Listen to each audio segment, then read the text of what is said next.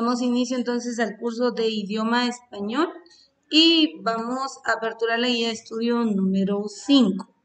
Esta guía tiene como título o como temas a estudiar la metáfora y la hiperbole, las oraciones subordinadas y el texto argumentativo. Entonces vamos a empezar con el primero y vamos a empezar a hablar respecto a qué es una metáfora y qué es la hiperbole. Entonces, recordemos que en la guía número 4 estuvimos viendo algunas figuras dentro de los diferentes tipos de textos. Recuérdese que todo depende, por ejemplo, si es un texto científico, si es un texto argumentativo, si es, por ejemplo, un cuento, una leyenda. Las figuras que va a emplear el escritor van a ser diversas, ¿verdad? Porque cada tipo de texto tiene un enfoque para poder ser comprendido de mejor manera. A eso le llamamos figuras literarias. Entonces, en esta ocasión, pues vamos a encontrar algunos recursos literarios que de igual manera, así como lo vimos en las figuras anteriores, nos van a poder permitir encontrar ese sentido que tiene la intención, mejor dicho, que tiene el autor al momento de crear el texto, ¿verdad? Entonces, el primero que es la metáfora. ¿Qué es una metáfora? Y veamos acá antes el concepto y luego lo vamos a analizar. Dice, se produce cuando se traslada el significado de un concepto a otro con el que tiene algún parecido. Entonces, mire el ejemplo. Todo el mundo es un escenario y todos hombres y mujeres son meros actores, dice. Esta es una metáfora. Entonces, la metáfora es como una comparación de algo o la descripción de algo, pero para poder llevarlo a la imaginación, para poder describirlo de una mejor manera, sí, pero de una manera ilustrada. Obviamente no es una realidad, ¿verdad? Porque sabemos claramente, dice, todo el mundo es un escenario, dice. Y todos, hombres y mujeres, son meros actores. Obviamente sabemos que en la realidad pues eso no es así, ¿verdad? Pero lo que nos está dando a entender acá este recurso o esta idea literaria es que en algún momento llegamos a actuar, en algún momento se puede interpretar el diario vivir de alguien como una novela, como qué sé yo, como una película. Entonces lo que nos está haciendo es llevarnos a la imaginación. En esta cita dice de cómo gustéis, Charles, bueno, está el nombre de la persona, dice, emplea una metáfora al comparar el mundo con un teatro donde cada persona representa su papel. La hiperbole consiste, mire, en la exageración de los rasgos de una persona o cosa que interpretada literalmente deforma la realidad. Entonces, aquí está una vez más la explicación y dice, el mundo es un jardín lleno de ortiga, invadido por la inmundicia y la putrefacción. Entonces, de igual manera, aquí vemos una vez más, bueno, aquí ya nos está hablando de lo que es la hipérbole, nos vamos a regresar acá. En el tema de la metáfora, entonces nos dice que la metáfora es buscarle una forma de describir una realidad a través de una fantasía o una idea hasta cierto punto como de ilusión, ¿verdad? Entonces, esto con el fin de poder comprender mejor qué es o cómo se podría interpretar, perdón, la metáfora. Ahora, la hiperbole comparado a la metáfora dice, la primera es buscar una idea para poder describir algo, pero llevándola a la exageración. Y la segunda dice, consiste en la exageración de los rasgos de una persona o cosa que interpretada literalmente deforma la realidad. Entonces aquí sí, miren, la primera es, se reproduce cuando se traslada el significado de un concepto a otro con el que tiene algún parecido. Entonces aquí es buscarle una comparación, pero en esto es trasladar adelante y llevar a la exageración la idea principal. Entonces dice, aquí está el ejemplo. El mundo es un jardín lleno de ortiga, invadido por la inmundicia y la putrefacción. Entonces aquí dice, expresa un estado de ánimo pesimista, recurriendo a una hiperbole con la con la que exagera, perdón, un mundo desagradable. Entonces, acá vemos que en algún momento, dependiendo del tipo de texto, vamos a emplear ya sea una metáfora, que dijimos que la metáfora es buscar cómo describir algo o a alguien, pero haciéndole una comparación y como llevando a la imaginación. En la segunda es de igual manera buscar cómo describir algo a alguien, pero con la diferencia que acá en la hipérbole es exagerar la idea principal, ¿sí? Entonces, esto es muy común en algunos tipos de escritos o tipos de textos, y como vimos en la clase anterior, si bien recuerdan, vamos a aperturar aquí rápidamente, se recuerdan que estuvimos trabajando esto las clases anteriores, y era referente a, vamos a, bueno, voy a subir acá la presentación. Pero si ustedes se recuerdan, hablamos de lo que era las clases de párrafos, ¿sí? Y dentro de las clases de párrafos, se recuerdan que hablamos que, acá miren, se recuerdan que hablamos de que hay un párrafo narrativo, que el narrativo es para contar historias. Entonces, regularmente, en donde aparecen párrafos narrativos, nosotros vamos a encontrar a estos dos elementos, ya sea la metáfora o ya sea la hipérbole, ¿sí? Por ejemplo, si el tipo de texto que estamos empleando es un párrafo descriptivo, mire, dice, describe las cualidades. Aquí nos quedaría ideal para ver una metáfora, ¿sí? Porque dice que la metáfora es buscar eh, cómo describir algo a alguien, pero haciendo comparaciones, o sea, buscando una forma más fácil, podría ser, de cómo describir algunas cualidades, características para poder llevar a la imaginación. Entonces, en el párrafo descriptivo podríamos encontrar la metáfora. Incluso también la hipérbole. El párrafo expositivo. Ahora, informar y expresar ideas. En el párrafo expositivo, yo creo que no podríamos ver estos recursos literarios, ¿sí? Y tenemos el párrafo argumentativo, dice expresa opiniones. Entonces, no, aquí definitivamente tampoco lo vamos a encontrar. Entonces, todo depende del tipo de texto o de párrafo que nosotros estemos analizando, estemos leyendo, para poder comprender qué tipo de recurso, en este caso estos son recursos, se pueden involucrar. Entonces, regularmente estos los encontramos en cuentos, en leyendas, en novelas, porque se prestan para poder llevar a la imaginación al lector, ¿sí? Bueno, acá aparecen algunos ejercicios para que ustedes los puedan realizar. Recuerden que también estamos hablando del tema de las oraciones y vamos a ver el día de hoy otro tipo de oraciones, que son las oraciones subordinadas. ¿Qué es una oración subordinada y cómo se va a estructurar? Entonces, se recuerda también en la guía número 4, estuvimos hablando, voy a subir también acá un poquito la presentación, estuvimos hablando también de algunos tipos de oraciones, ¿sí? Y dentro de las oraciones se recuerdan que hablamos de lo que era una oración compuesta, aquí en un resumen está acá, y una oración justapuesta. Y se recuerda que ambas están conformadas por diversas oraciones, pero la diferencia entre una y otra es que, por ejemplo, en las compuestas es la unión de oraciones y esta unión se va a dar a través, dice, comas, y otras se unen por conjunciones, en el caso de las compuestas.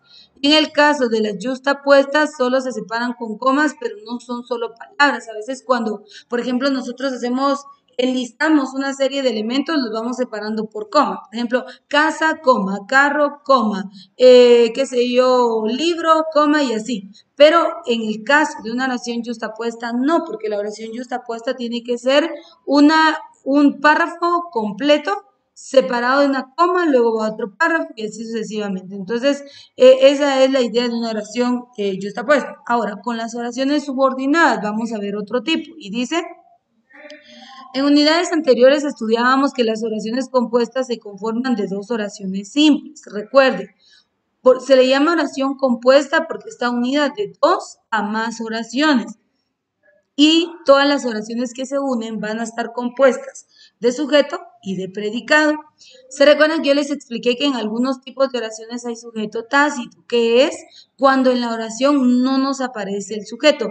Cuando leemos, interpretamos de quién se esté hablando, pero literal y en redacción no nos va a aparecer. Entonces ese es otro punto también que tenemos que conocer. Entonces dice, las oraciones simples que son independientes, dice, dice, en unidades anteriores estudiamos que las oraciones compuestas se forman por dos oraciones simples, que son independientes sintácticamente, es decir, cada una tiene significado completo. Come frutas y toma agua. Ahí estamos viendo que hay una oración que carece de sujeto, porque ¿quién? Él, ella, ¿a quién se está refiriendo? María, Juan, Pedro, porque solo dice, come frutas y toma agua. Pero ahí vemos que sí, en efecto, hay una oración compuesta, pero ahora veamos qué dice las subordinadas. Esta semana seguiremos con el estudio de otro tipo de oración compuesta. La que se forma, con una oración principal y una oración subordinada. Entonces, entendamos primero qué es una oración subordinada. Y dice, es una oración que depende de otra más importante llamada oración principal. Leamos un ejemplo. Dice, me preocupa que estés triste. Entonces, me preocupa, el nexo sería que estés triste. La oración simple dice, me preocupa tu tristeza. Entonces, aquí vemos ese nexo, ese que, y entonces aquí vamos a encontrar la unión para poder entender una oración subordinada. Y aquí claramente dice, vea, pues dice, es una oración que depende de otra más importante llamada oración principal. Entonces, acá la oración simple podría ser, me preocupa tu tristeza, pero como la estamos estructurando, se está volviendo a unificar en dos, porque aquí vemos dos, dice, me preocupa que estés triste. Entonces ese que hace el nexo o la unión entre dos ideas o dos oraciones distintas. Entonces, mire, pues la oración resaltada en rojo, que estés triste, es una oración subordinada. ¿Por qué? Por sí sola no tiene sentido completo. Entonces, que estés triste, sí, pero ¿qué? O sea, no entiendo. Entonces, esa es la parte de una oración que dice subordinada, que la oración subordinada tiene que depender de una primer frase para poder tener sentido, si no de lo contrario no hallaremos el sentido lógico de la oración. Por eso acá nos está diciendo, en la oración simple dice, me preocupa tu tristeza, pero como aquí ya vimos en la compuesta, me preocupa que estés triste, sé que hizo el nexo para entonces que pueda surgir o que pueda darse sentido a esa oración subordinada. Entonces dice, la oración resaltada en rojo, que estés triste, es una oración subordinada porque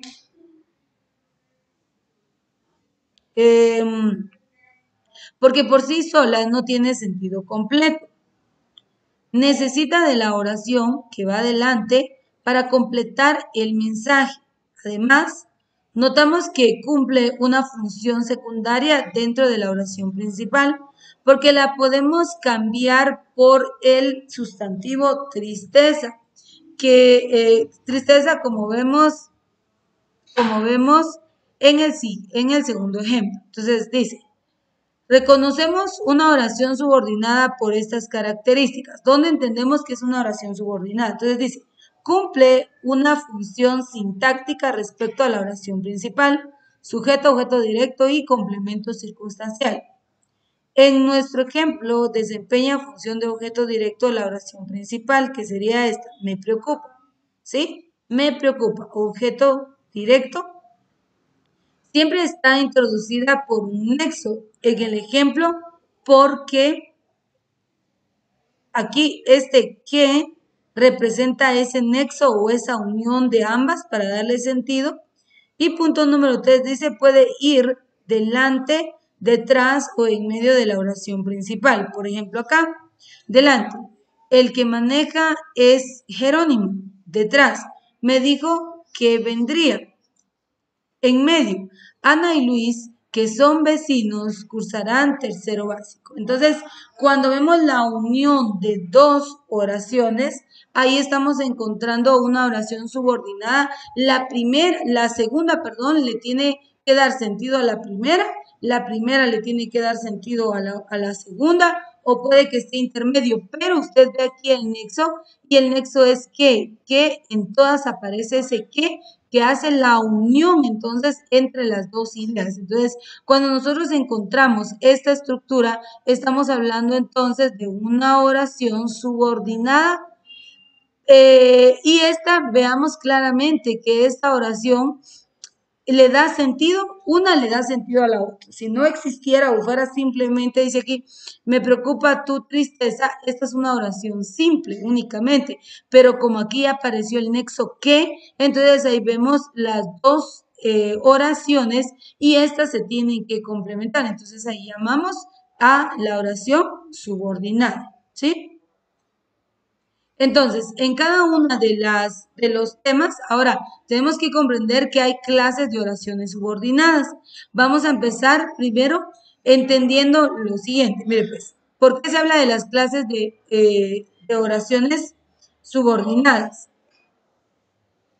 Dice, según la función que desempeñan, las oraciones subordinadas se clasifican en, hay sustantivas, adjetivas y adverbiales. Estudiemos las dos primeras. Primero, el sustantivo. El sustantivo nos dice de quién se está hablando en la oración.